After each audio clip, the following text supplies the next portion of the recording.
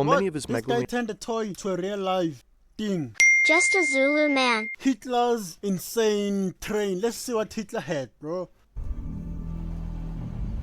This is the Breitspurbahn, Ooh, look at an this. enormous train, 6 meters wide, 7 meters high. Looks like ice, the ice peak train on that movie.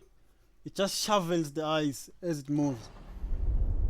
Inside, it is incredibly luxurious and heavily armed.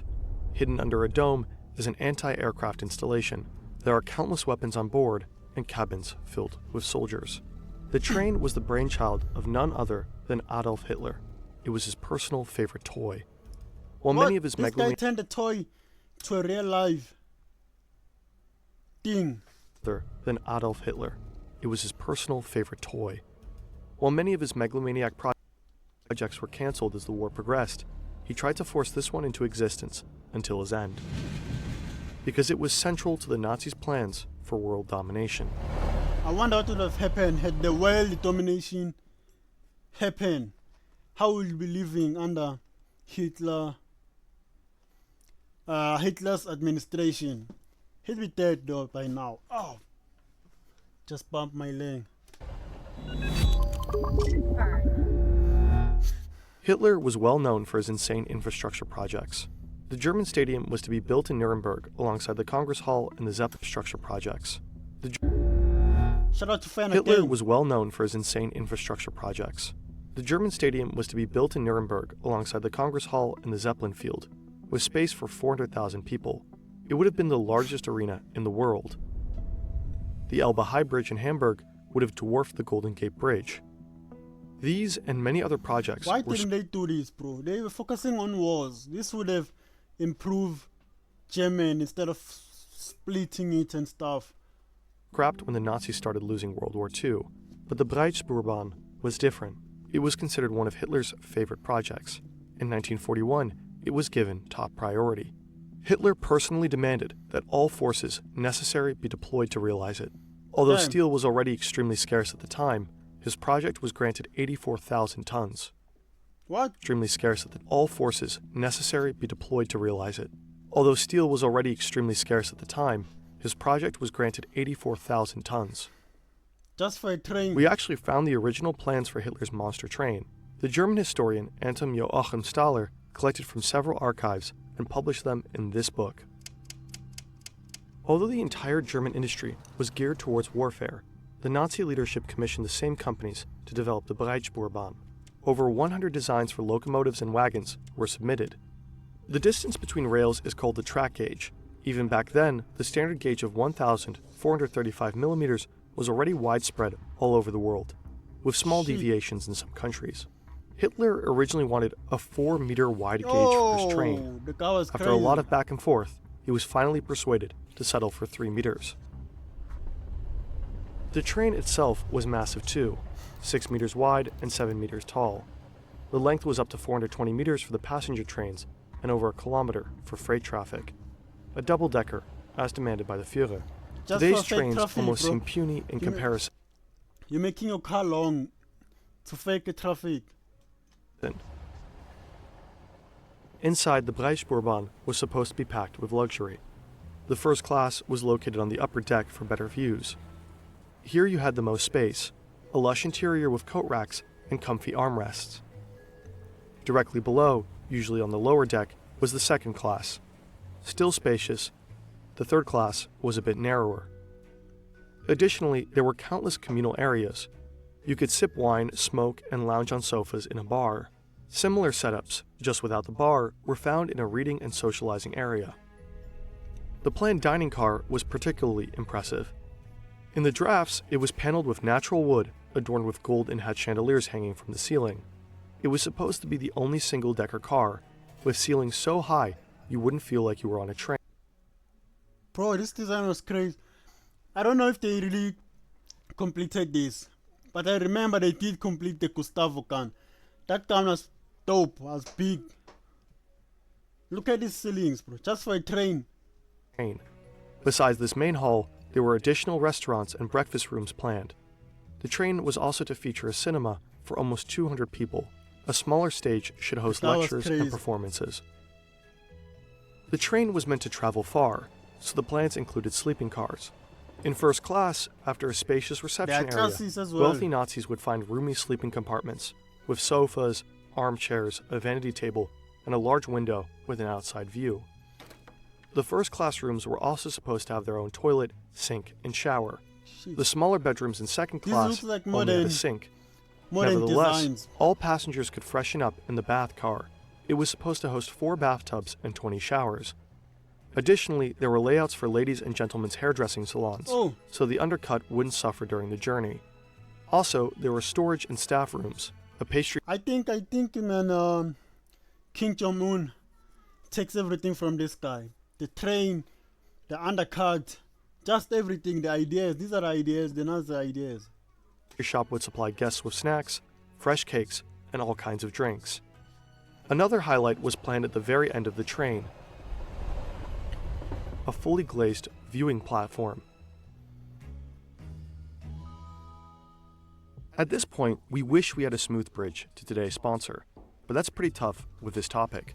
Here makes only in their description below, thanks to free guarantees, could only accommodate about 200 passengers. There were more than twice as many seats in third class. They could have easily fit over 500 seats in third class, Oh, but with the Breitspurbahn, they wanted to ensure a comfortable journey for everyone. Well, not everyone. These are designs for the so-called Eastern worker carriages. There were no seats, only benches for 8 travelers per compartment. These Hey. work slaves were supposed to sit on the benches during the day and sleep on them at night. This provided space for a total of 480 work slaves. damn. They did not have access to the rest of the train. Their food was supposed to be cooked in a large kitchen next door, pushed through the train in buckets, and then distributed at a canteen. Let's zoom out at this point. What did Hitler aim to achieve with the Breitspurbahn? Why did he prioritize it so much?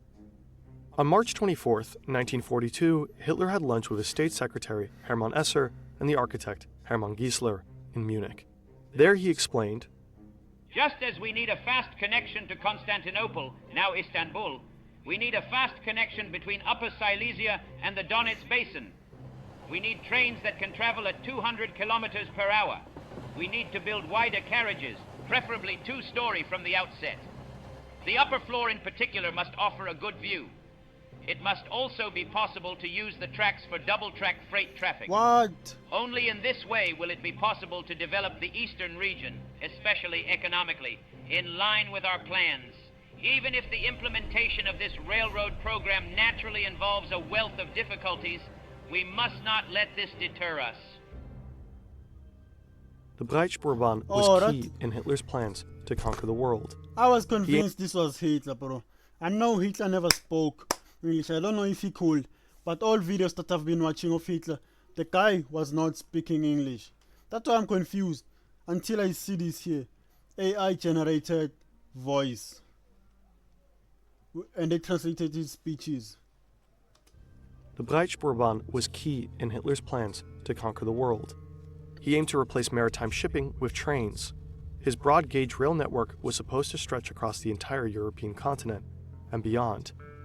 There were discussions about a route from the Mediterranean at Gibraltar through Spain, Marseille, the Rhone Valley, to Munich. Here, a huge junction station was supposed to be built. From there, it would head south to Rome, or eastward through Vienna to Budapest, Belgrade, Bucharest, and then to Istanbul. Another route was supposed to run from Brest through Paris, the Ruhr area, to Berlin.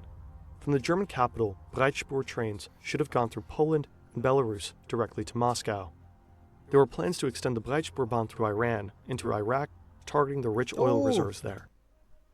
The guy who really wanted to conquer the world. He even had plans, unlike Kim Jong, who talks about conquering the world but doesn't have the plan. Or he's just not sharing the plan. This guy had the plans for everything. Unfortunately, no one could live long enough to see all of this. Let alone when the assassination attempt on your life. There were ideas to build a railway all the way to Vladivostok on the Sea of Japan. Another line was supposed to reach British-occupied India. The Breitspurbahn was not only planned for passengers, but also for freight transport.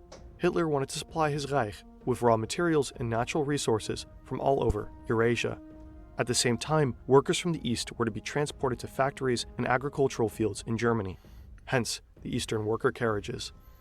In the other direction, Germans should have spread across half the world by train. It was intended as a tool to mass colonize. As such, the Breitspurbahn was heavily armed, in case they would meet local resistance. It was supposed to carry soldiers and had enormous ammunition chambers. The train could even be used to transport heavy weaponry, such as tanks or whole ships. Yo, this guy's plan was Ultimately, crazy. the train was never built. After the war, It was never built.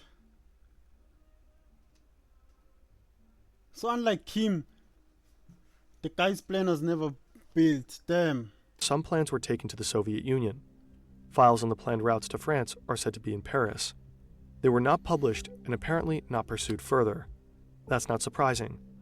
From the beginning, many experts of the German rail company were convinced that most of the Breitspuurbahn's areas of operation could also be covered by standard gauge trains. But of course, nobody dared to seriously contradict the Führer and talk shit about his toy. Yeah. Like so many of Hitler's projects, never- the Breitspuurbahn was a gigantic, embarrassing show of megalomania. The leading Nazi architect, Albert Speer, said later, The more monumental and oversized in scale, the more enthusiastic Hitler would be about a project. the Breitspuurbahn powerfully illustrates the extent of Hitler's conquest plans. The fact that he pursued such a bizarre project until the last days of the war shows how limitless his greed and madness truly were.